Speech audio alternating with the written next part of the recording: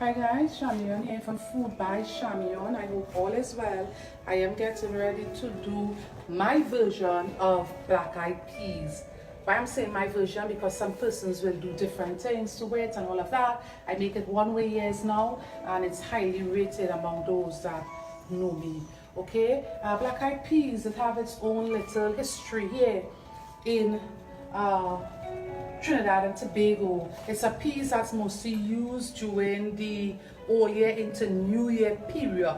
It is used because there's a lot of folklore, for lack of a better term, surrounding it being bringing good luck, prosperity, and so forth and so forth. I know you might think it's somewhat weird, or you might not, based on whichever part of the world you are in. Some people might call it superstitious or whatever. I always say that food have its own unique story to tell, and so I respect that, and sometimes I share stories. It isn't speaking, it's sharing fun memories, and letting people know the origins and what these things mean in your part or my part of the world. Okay, so here I have 1 pound of black eyed peas that was already washed, and I'm going to use a pound. It's going to yield a lot. I have my beautiful bouquet, such a beautiful bouquet of fine thyme.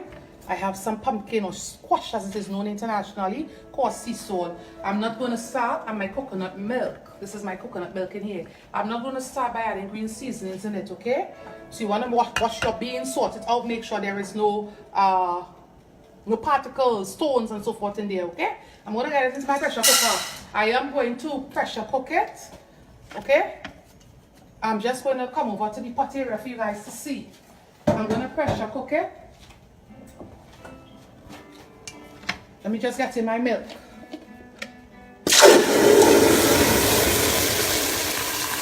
Pot was screaming hot. I guess by the way it reacted, you can't tell that. Okay? I'm gonna put in my bouquet, my thyme bouquet. I tied it with some cooking safe twine, okay? Give it a good knot so that it won't come apart during the cooking process. I'm gonna get in my pumpkin. I don't ever squash. I don't ever cook peas without that. I love it in it. Some persons might think it's a bit weird, because this is used for desserts in certain nations. Okay, and I'm going to put in a bit of my coarse sea salt. A note: when you are cooking beans and peas, dry beans and peas, salt delays the cooking process. So you want to hold off on it and probably some cooking. I know for a fact it delays the cooking process. But with the pressure cooker, things goes by like lightning. Just a little bit, because it's coarse sea salt. I will say about half a teaspoon. I am not saying a pinch. It means different things. A pinch to different persons. We are all different sizes, and so are our fingers and so forth. Yeah. It needs a bit more water. You want it fully covered. You can also use the beans in the can, but the black eyed peas in the pan, but you all know I stay clear of processed food because of the preservatives and the high sodium or salt content. Okay, and it's really worth the hassle or the time to prepare your beans fresh. It yields a lot more. Think about how much you're going to pay for a couple cans of this. 1 pound is going to give you, I will say, about 6 cans. I'm not exaggerating. 1 pound of dry beans. Think about how economical it is to do it dry, to prepare it for yourself. Prepare your beans when you don't have anything to do. Use that as a prep day, and store it in nice food safe containers. And you can also freeze it, season it up so it's going to be more tasty when you want it. Okay?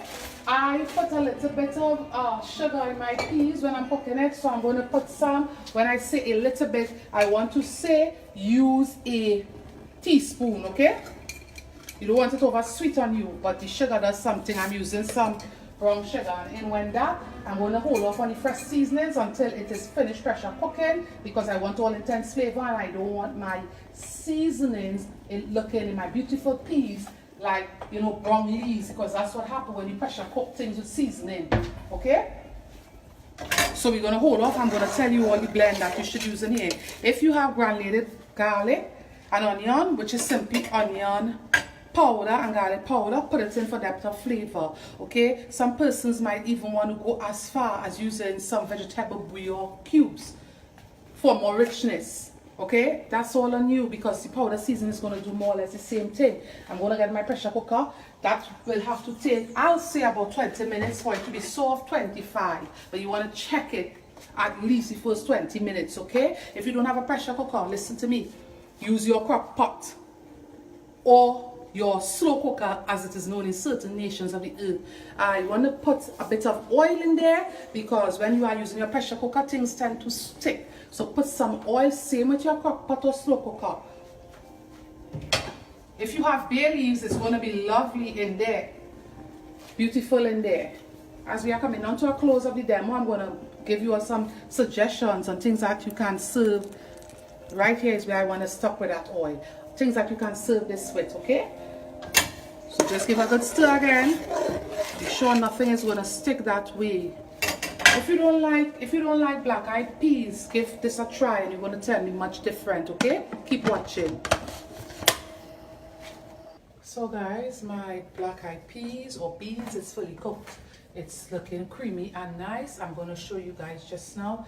I want to say that I started in my pressure cooker, yes, but you know, if you are going to focus on the settings of my slow cooker or crock pot as it is known internationally, you are seeing that it is on warm, right? So in the event that you cooked it earlier or but you want it to remain temperature, you want to have your food nice and hot as you get in, especially this is very hearty for those of you that live in the cold nations of the earth. You know, things like these, they are very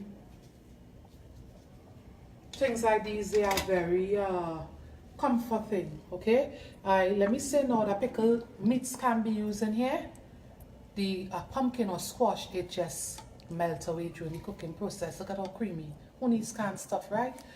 You can also put a whole scotch bonnet pepper, whichever pepper you choose in there. Once persons that's going to eat from it can't tolerate heat, the sugar gives it a very nice taste. So like I was saying, if you don't eat like pork and beef and so forth, they have smoked turkey. Turkeys are meat that everyone eats more or less, okay? So you can put smoked turkey in there and just serve it. I was speaking about serving suggestions. Serve it over some nice dumplings or some ground provisions, cassava, dasheen, eddos, you know, things like that. Some person will have it all by itself or even with white rice once you put the meats down in there. So I have this blend of seasonings. Remember, I held off on it. It's pimento, local pimento, Trinidad and Tobago pimento pepper. It's a highly fragrant seasoning pepper. It comes in red and all colors, and we have some chives and shadow benny. You can use parsley and things like that in there, and onion, okay? So I'm gonna get in some of it. That is way too much seasoning. You don't want your food tasting only of seasoning, okay? Seasoning is to enhance, not to take over the pot. And that's why I'm not a shadow and benny lover. Shadow and benny, if you live internationally, I understand that cilantro is very close to it. It is not the same thing. I saw it for myself and I wouldn't say it is the same thing. Cilantro looks closer in texture to flat leaf parsley. Okay, yes, so you just want to give it a gentle stirring. It's not going to be bland and tasteless and the seasoning on the surface because I now added it. No, none of that is going to happen. And I'm going to put some of that all-purpose seasoning that I use if I'm using seasoning, powdered seasoning. Comment below, I'll tell you which brand. About that is enough. Remember, we didn't add salt to this whatsoever, okay? And when you are going to use, yes, I added salt, sorry, I added the coarse sea salt, what am I saying? But I did explain that if you add it, it's going to take longer to cook your beans. Okay, I was saying something and it just slipped me. Yes, the powdered seasoning is the comment below, like I just said, and I'll tell you which brand it is. This is just lovely. Lovely, lovely, lovely. So there we have it from start to finish. And you can do this, use the same step in your crock pot, okay? The exact same steps. Because I don't write down notes and all of that when I'm doing demos, a lot of times stuff slip me. And that's why it's good for us to focus. And even if we focus intently, little things break our concentration at times.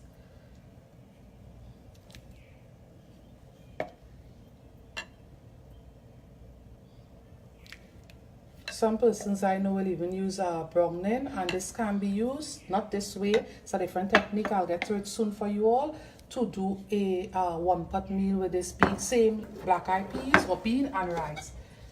can be used. So this is what it looks like. Against the white, you all know I must do that, right? Some persons will even put browning in there, caramelize sugar with their form of stew take on things, okay? And you all understand what I mean. Trinidad and Tobago stew I'm referring to when I say stew take on things. You all know I love me some parsley, my beloved. One of my favorite herbs. It's dehydrated one that I'm just garnishing with. Guys, a pleasure. As always, it was my own. It's always my own. If you don't know, Food by Chamion, we are all over social media. We have a website, www.foodbychamion.com. We have a Pinterest board for those of you that are pinners. That board name is Food by Chamion, of course. I have a public Instagram page, Food by Chamion. I have a public Facebook page, Food by Chamion. I have an email address for the business, which is foodbychamion@gmail.com. Please use all common letters. For those of you that have a hard time pronouncing my name, it is Chamion. Comment below if there's anything that you're unsure of and I can assist you with it, I will. One quick note before I go on cooking beans or peas.